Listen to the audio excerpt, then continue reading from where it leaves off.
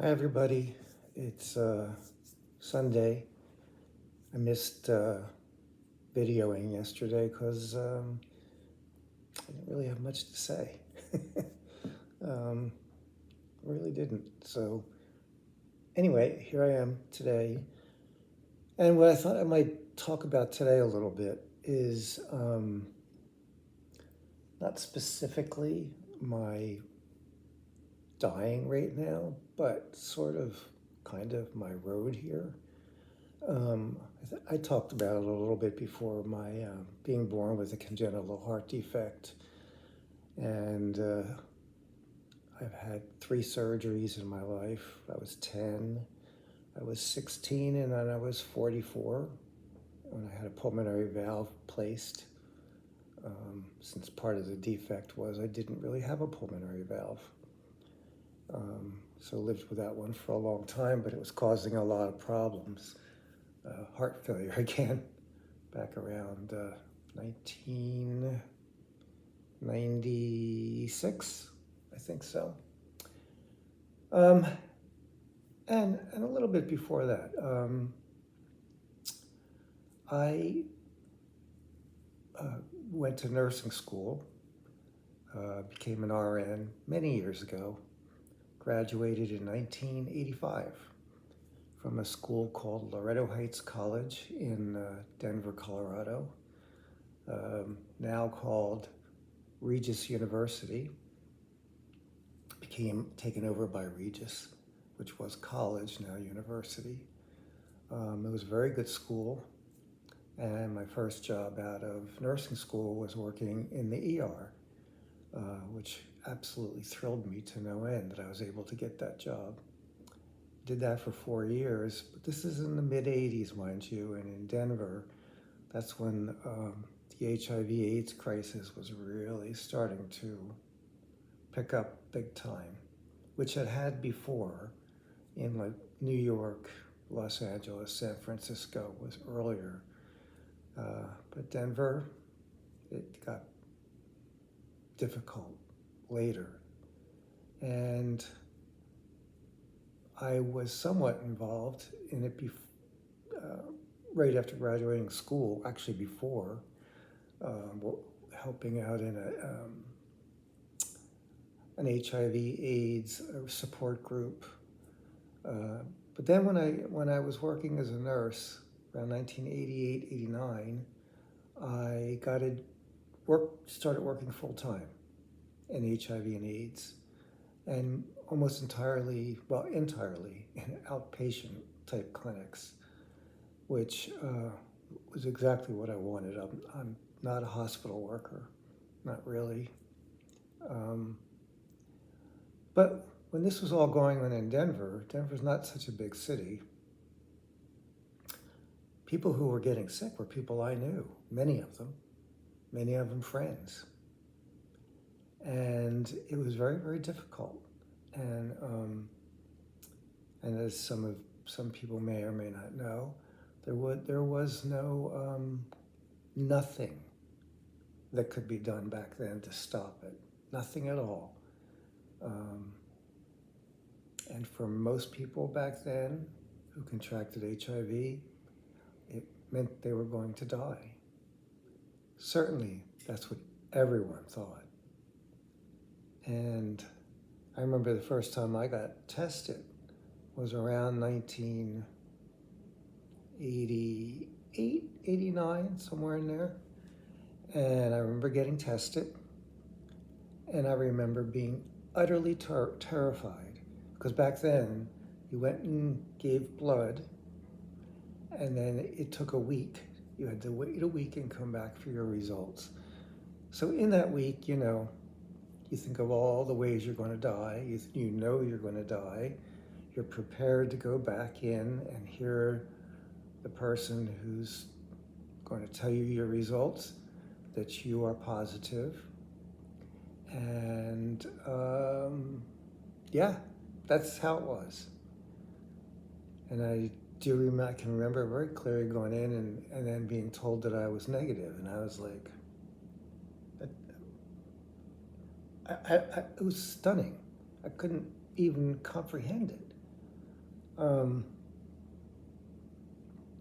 because we all assumed, we all had it. Every last one of us assumed that. And then people, there were people who didn't. I was one of those. But I had to keep working with people because nobody else wanted to work with people with HIV. And I did because they were my friends, they were my community. And I wasn't afraid. I wasn't afraid. So, yes, like I said, I worked in a number of different places in Denver. And then eventually I moved to Los Angeles around 1991 and worked in HIV the entire time I was in Los Angeles. Oh, not quite. I take that back. Most of the time I was in LA. I worked again outpatient clinics. And when I had my last surgery in 1998, afterwards, I needed a break. And what I did was I got into teaching nursing in an LVN school, licensed vocational nursing school. And I have to tell you, I loved it. I loved teaching. I really did. Yeah. So I did that for a number of years, and I enjoyed it. And then I moved from Los Angeles. Oh, while I was in Los Angeles, I, through a couple of circumstances, decided I wanted to pursue an acting career. LA, I know it's kind of, seems to go with the, I wasn't a waiter becoming an actor. I was a nurse becoming an actor. And so I stopped working as a nurse full time and just found part-time work so that I could pursue acting, which I adored, absolutely adored. I loved it, loved it, loved it. Took so many classes and just, it honestly was my heart. Of all the things I've done in my life, acting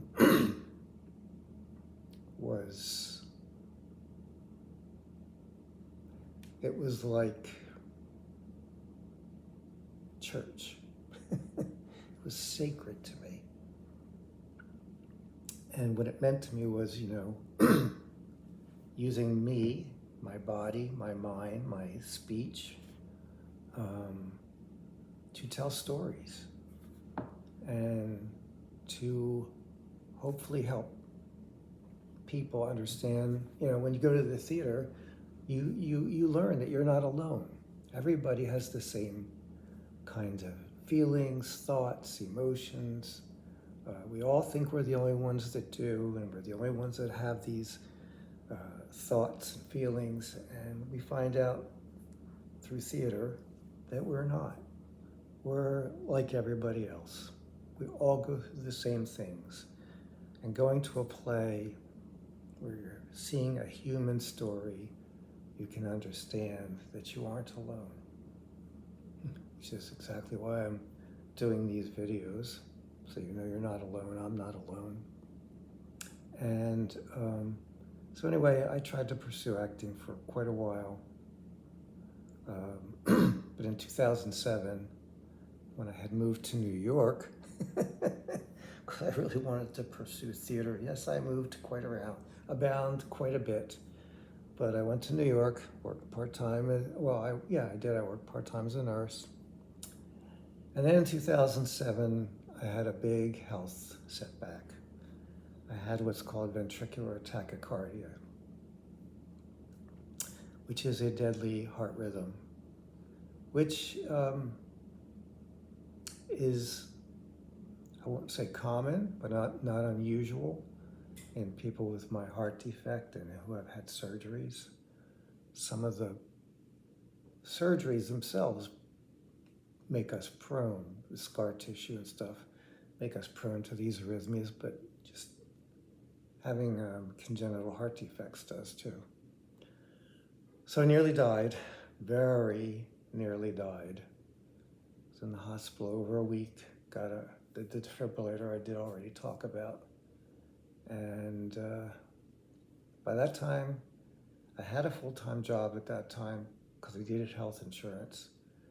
And after this happened, I decided that I needed a full-time job, health insurance, a place to feel comfortable that I could afford where I live, and that my acting career was come to an end. So since 2007 on is when I stopped. And then in 2008, I never liked New York. Oh, I know a lot of people are going to really not like that if you're from New York, but I didn't like living there, except for the theater aspect. It was just too expensive for me, too crazy, too much going on. I'm just, so I moved back to Philadelphia, which is where I'm from originally. And it was the right thing for me to do. I had been estranged from my family for many, many years. And moving back here, to a degree, brought us back together. Saw my mother through a recurrence of breast cancer. It was metastatic to her liver. Saw her through her death. And yeah. So that's how I got back to Philadelphia. And pretty much worked in HIV again for quite a while. Well, all of my working time here was in HIV until around 2010 when I started having a lot of symptoms again, having a lot of fatigue. My belly was just getting bigger and bigger. This is, I think I went through some of this before. The doctor telling me I was just getting fat. Yeah, I think I did go through all this. Anyway, and then 2012, having an episode of VTAC, and my defibrillator didn't go off, and I ended up having to call the ambulance and going in and being shocked again. So that was a very scary experience. And then the symptoms just kept getting worse until I finally, 2013, I had to stop working and went on disability, and had been on it and been disability until I turned 66, and went on Social Security and regular retirement insurance. And throughout all this time, my symptoms have just slowly but surely gotten worse and worse and worse to where I am now. Dying. Yeah. So I just wanted to give a little bit more background. I don't really want to go through a whole lot of ins and outs of my life, because what really matters now is this journey that I'm on at the moment. And that is the journey of knowing that I'm dying, and yet I'm still alive, and watching and seeing what happens, how it feels. Like I said a couple days ago, I was feeling pretty lousy. Hasn't been as bad the last couple days. Well, I am still extraordinarily tired. Went out for a little walk today. I think about altogether 6 blocks again. I can't. My ability to walk distances has really diminished. Distances, meaning it was about a mile a day for quite some time, and now it's about half of that. And yeah, so I see, like I said, I just see everything diminishing, and yeah. Sometimes I feel not a lot of emotions. Sometimes I feel just tired. Dying is exhausting. Let me tell you that much. Exhausting. Yeah, anyway, the main thing I wanted to talk about today, because nothing big happened, is just a little bit more of my background, my nursing background, having, worked with HIV and AIDS patients, so being well acquainted with death and dying, other people's and my own. So that's it for today. This week I do have a couple of appointments. I'm getting some blood drawn on Tuesday. I'm seeing my heart failure doctor on Tuesday, and I'm seeing my palliative care doctor on Wednesday. And so we'll see how it all goes. Not expecting any big revelations, of course. Yeah, that's it. Okay. Thanks for listening. Again, I appreciate it. I really do.